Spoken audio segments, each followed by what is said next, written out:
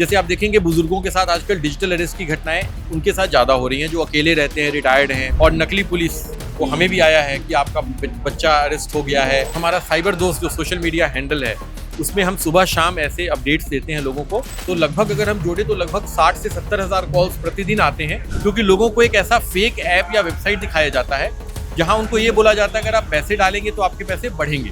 So we have the dynamic director of I4C। आप देख सकते हैं हमारे साथ निशांत कुमार जी मौजूद है। सर, आपका बहुत बहुत स्वागत है वन इंडिया पर। बहुत बहुत धन्यवाद आपका भी यहाँ आने के लिए और इसको कवर करने के लिए। बिल्कुल सर, कवर करना बनता है क्योंकि ऐसा कोई नहीं है जो साइबर फ्रॉड से कहीं ना कहीं बचता हो या कॉल्स ना मिलता उसे। सबसे पहला थोड़ा सा आउट ऑफ ट्रैक सवाल होगा, क्या आपके पास कभी किसी सुनीता का फोन आया कि आप दोस्ती कर लो? जी, ऐसे कॉल्स लगभग कोई ऐसा नहीं होगा जो बोले उसको नहीं आया, है ना।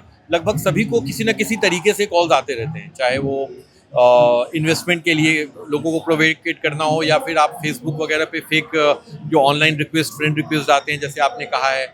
और नकली पुलिस वो हमें भी आया है कि आपका बच्चा अरेस्ट हो गया है, या बहुत सारे लोगों को आता है आपके ड्रग्स में इलीगल सामान मिला। तो ये बहुत ही आजकल कॉमन है और लोगों में जागरूकता भी काफ़ी आई है, और उसी के तहत हम ये प्रयास कर रहे हैं कि ज़्यादा से ज़्यादा लोगों को हम जागरूक कर सकें।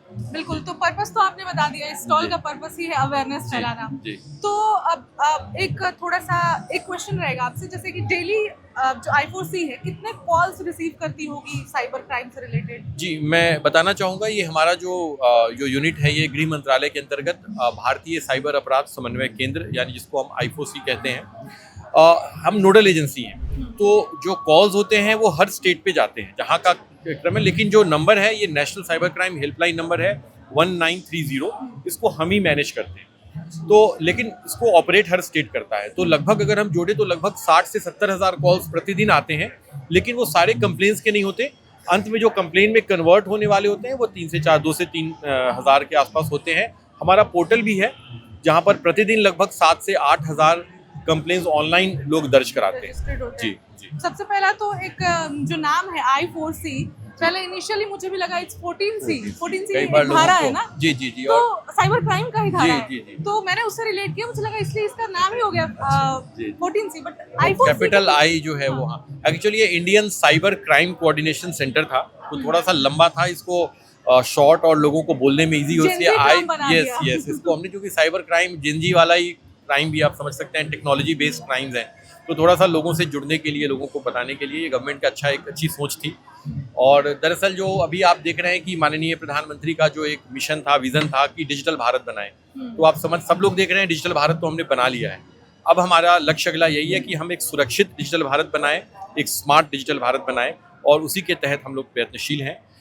माननीय प्रधानमंत्री और माननीय गृह मंत्री के निर्देश के तहत हम लोग काम करते हैं।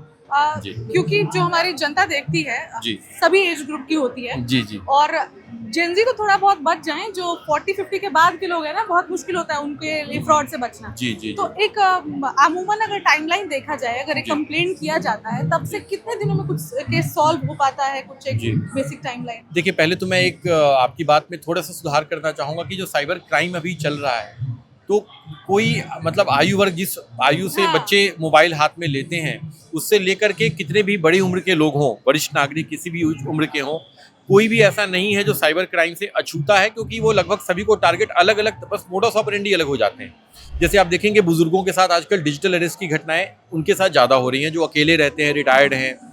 इन्वेस्टमेंट स्कैम एक ऐसा स्कैम है जहां पैसे जल्दी कमाने का लालच दिया जाता है, और इसमें आपको समझिए जो मध्यम आयु वर्ग से लेकर के वरिष्ठ नागरिक तक सभी इसके अंदर आ रहे हैं। बच्चों के साथ देखिए क्राइम अगेंस्ट वुमेन और चिल्ड्रन, जो ऑनलाइन क्राइम्स होते हैं, वो अलग तरीके के साइबर ग्रूमिंग, साइबर बुलिंग, ये सब होते हैं। तो इसलिए हमारा लक्ष्य होता है कि सबको हम अवेयर रखें।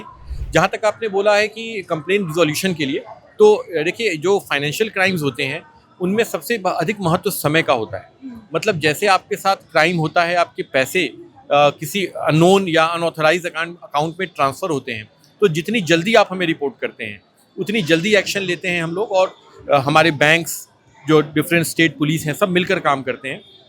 तो जितनी जल्दी हम फ्रीज़ करते हैं, उस हिसाब से देखा जाए तो जितनी जल्दी कंप्लेन होता है उतनी जल्दी अकाउंट फ्रीज होता है, और फिर पैसे वापस दिलाने की प्रक्रिया शुरू की जाती है।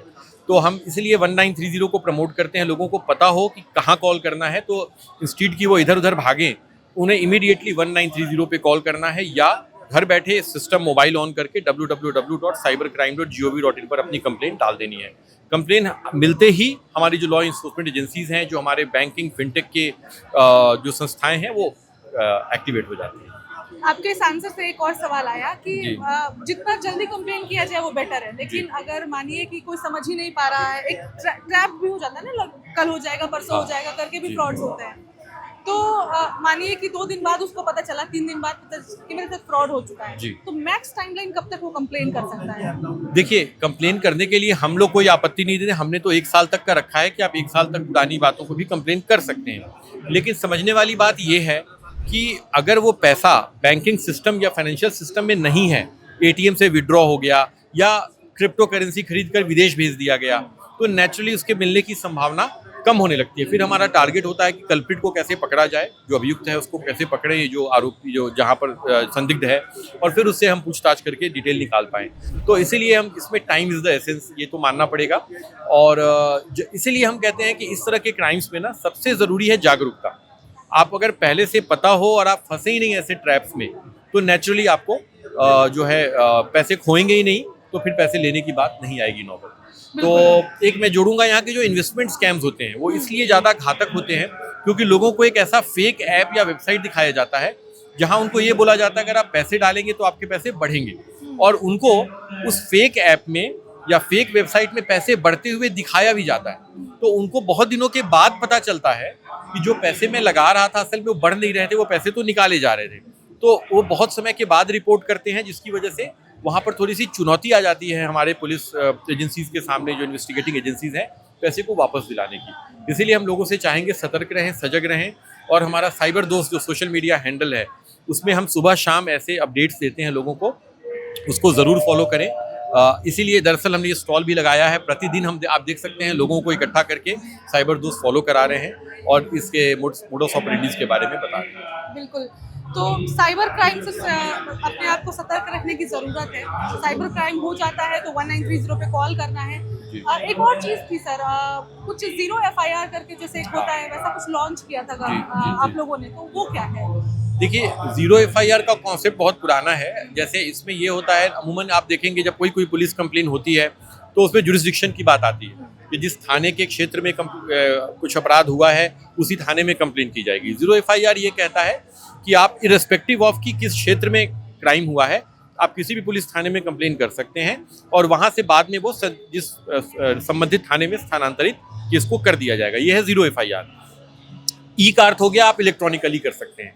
तो अभी हमने ये किया है कि जो 1930 पे जो भी हम लोग कंप्लेन कर रहे हैं वो FIR, उस जो कंप्लेंट्स आ रहे हैं वो, अगर उसका पहले दिल्ली पुलिस ने इसको अभी शुरू में लागू किया था तो 10 लाख रुपए से ऊपर के जो कंप्लेंट्स होते थे उनको ऑटोमेटिकली FIR में कन्वर्ट कर दिया जाता था। लोगों को दौड़ करके थाने भागने की जरूरत नहीं थी। अभी 10 लाख को भी कम करके 1 लाख रुपए कर दिया गया। मतलब अगर आप 1 लाख रुपए से ऊपर का कोई भी फ्रॉड रिपोर्ट करते हैं पोर्टल पे, वो ऑटोमेटिकली FIR में कन्वर्ट होगा और तुरंत उस पर एक्शन आरंभ कर दिया जाएगा। तो ये पायलट प्रोजेक्ट है, अभी सिर्फ दिल्ली के लिए है? अभी दिल्ली में शुरू हुआ है, बट कई दूसरे राज्य भी इसको बहुत जल्दी शुरू करेंगे। जैसे दिल्ली में भी जैसा मैंने बताया 10 लाख से शुरू हुआ था, अभी 1 लाख पर आ गया। मतलब हम चाहते हैं ज़्यादा से ज़्यादा जो क्राइम जो रिपोर्ट्स होते हैं उनको हम साइबर क्राइम में FIR में कन्वर्ट करके उसकी अनुसंधान की जाए, तो अन्वेषण किया जाए, और प्रयास होगा कि छोटे से छोटे अमाउंट को भी इसमें कवर किया जाए।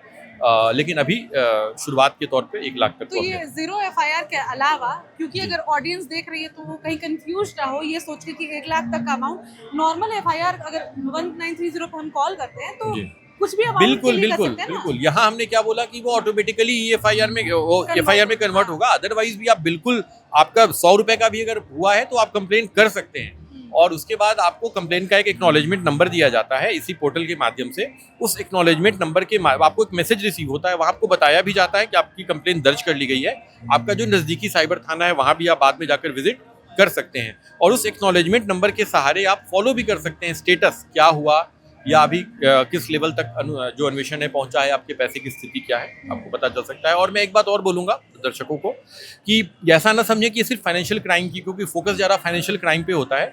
आप इस पोर्टल के माध्यम से किसी भी प्रकार का साइबर अपराध, जैसे कई बार महिलाओं के साथ, बच्चों के साथ ऑनलाइन अपराध होते हैं, या किसी और के साथ भी ब्लैकमेलिंग हो रहा है, साइबर बुलिंग, साइबर ग्रूमिंग, कई तरह के हैरासमेंट्स होते हैं, इम्पर्सनेशन होता है, आपका फेसबुक अकाउंट हैक हो गया। किसी भी तरह का जो साइबर अपराध हो रहा है, आप इस पोर्टल पर आकर कंप्लेन कर सकते हैं।